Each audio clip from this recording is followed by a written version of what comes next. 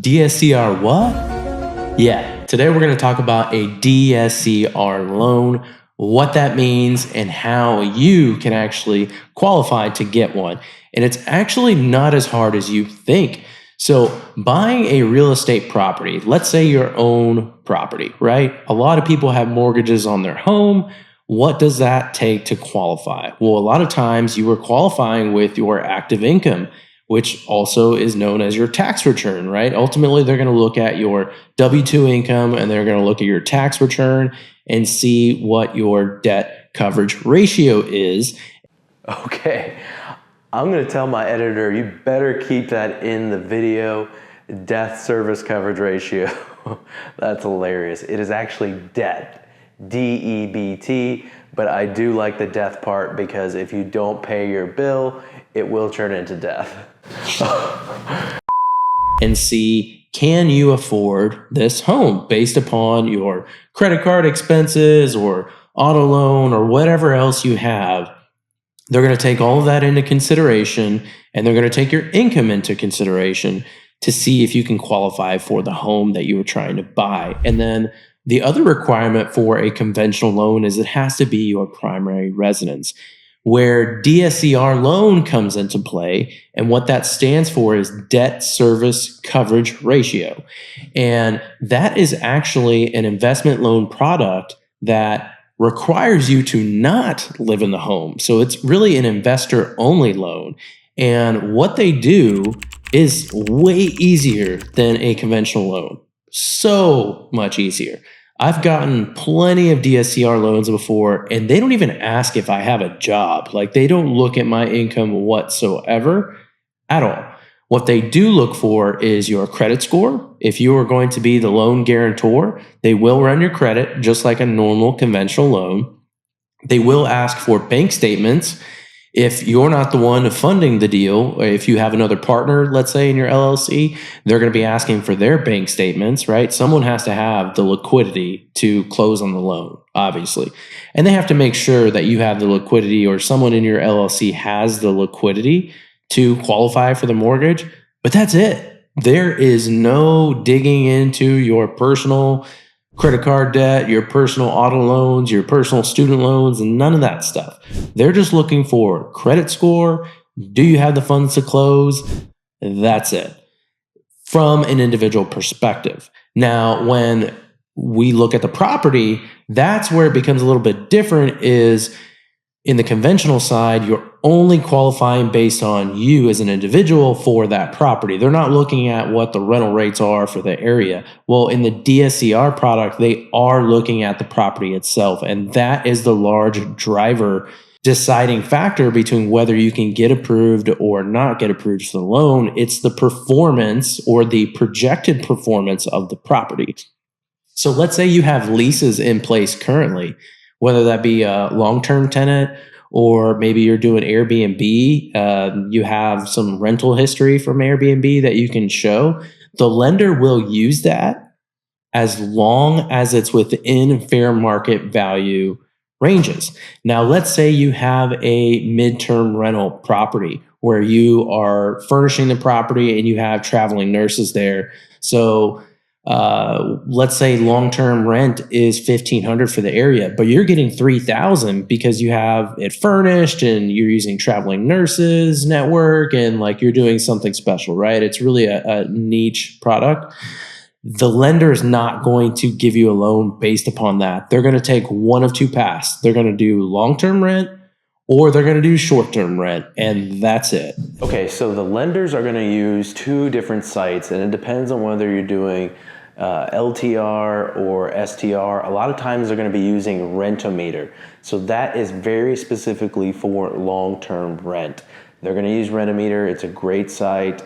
It will give them some comps. They may have their own proprietary site that they use as well that they're going to run comps on, but Rentometer is a pretty good resource for a lot of lenders, and it's a good resource for you to determine what the average rent rates are in the area for long-term rent.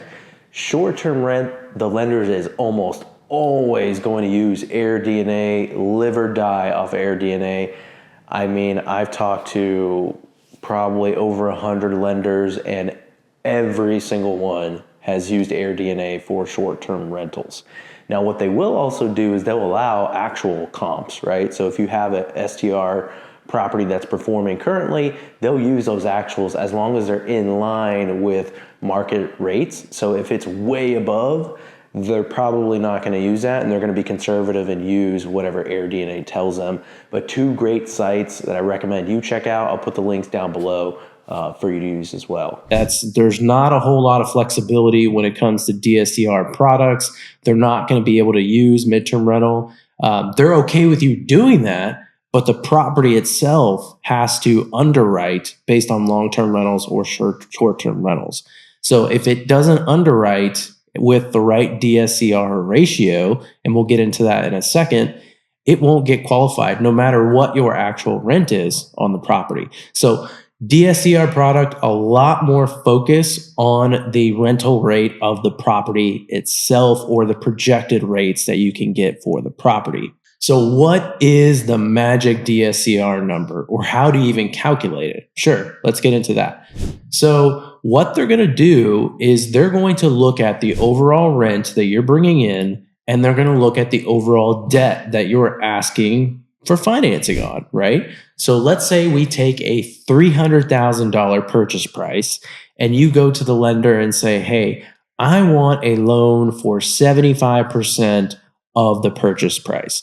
So what that's going to be is a loan of $225,000. And then you got to factor in what your interest rate is. Let's just say in today's environment, it's 7.5%. You're going to get a loan amortized over 30 years. And what that's going to do is give you a principal and interest payment of around $1,573 a month, right? And that's not it. You also have to take into consideration what your taxes and what your insurance is going to be for the property. I typically underwrite for, let's say, like a duplex. It's usually around like $135 a month. It's actually for me sometimes lower, down to like $115 a month, but I always underwrite about $135 a month in my PITI calculation. And PITI, if you don't know what that means, it stands for principal, interest, taxes, and insurance. So for the last part, the taxes part, this is in regard to property taxes. You can go on to your local county website and look up the property, and it will tell you the exact dollar amount of what property taxes are to the penny. Every time I'm underwriting a property, I go and download that bill, and I know the exact dollar amount, and I can just plug that into my model, and I can see the calculation. So when we go through and we add up the $1,573 from the principal and interest portion of the loan, and then the insurance at $135, the taxes at $133, we have an overall debt service of $1,841. That means our monthly payment is going to be $1,841 every single month. So that takes care of the debt service or the expense part of the equation. Now we have to look at the revenue side, right? So we need to make sure that our rent is covering all of that. And one good question to ask your lender when you're looking at DSCR loans is, what do they include in the DSCR calculation? There's some lenders that are ultra conservative, and there's some lenders that are really, really flexible because they want to crank out deals and get more loans done. So that's a really important question to ask, because what I'm about to say as far as the DSCR calculation is not the same for every lender. Every lender has different requirements. So if we're just going with the most flexible DSCR calculation, what that looks like is rent over the leverage, which is the debt service that we talked about. So if we had rent at $1,841 every month and our debt service was $1,841 every month, that's a debt service coverage of 1. That basically means that you can pay your bills. Barely, you're breaking even at 0, right? And some lenders would argue you're not breaking even, and we'll get into that in a second. But that's what that calculation really means. You're dividing rent over the debt service. and that is 1, right? So if you want the debt service to be higher, which every lender wants it to be as high as possible, and the sweet spot is 1.20. Now, it is hard to get to 1.20, especially in these days when properties are continuing to appreciate in value and they're going up and up and up and up, and the rent rates aren't really catching up to that. So it's okay if you're not at 1.2, but you're going to get the best interest rates if you're at 1.2 and above on DSCR. What happens if you're not, right? Let's say if you're at 1.1, that is still a good spot to be, and you'll still get a loan. If you're at 1 or just barely over 1, the underwriter's probably going to dig a little bit deeper. They may ask for a little bit more liquidity. They're going to want to know that you have the funds to cover any sort of moments where maintenance, water heater pops or roof pops or whatever, right? So you may have additional requirements, but they'll still probably give you the loan. When you get below 1, that's where you start to get into risky territory. There is a number where a lender will just not lend on the deal. They'll just say, hey, this is not a bankable transaction. I've seen lenders go as low as 0.9, right? So that means you're losing money every month, but you have to show that you have the liquidity to cover that gap every month.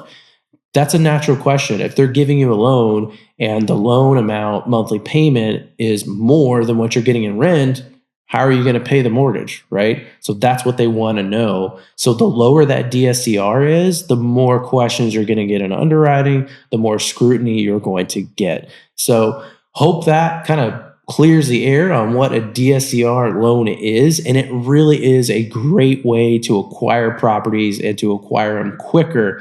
And it's actually so much easier than qualifying with a conventional loan, because if I was to go and buy property under my name under a conventional loan, every single loan I get in my name is going to be on my credit report, and they're going to factor that into my overall debt.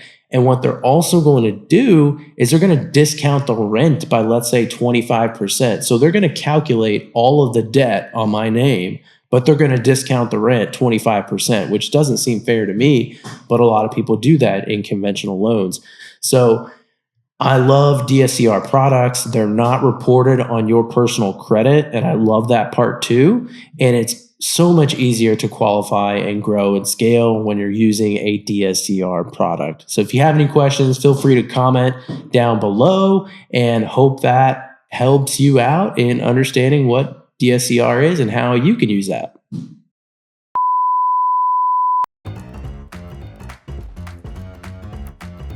So my handwriting kind of sucks, so I don't know if we should be using the sign or my sucky handwriting.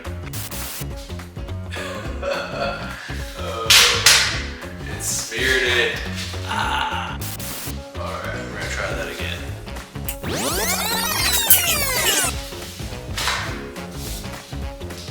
Oh, no. That's way too stupid. I don't know if that was stupid or not. Wait, where did the card go? Oh, there it is. Hey, it's Beckham! Have fun.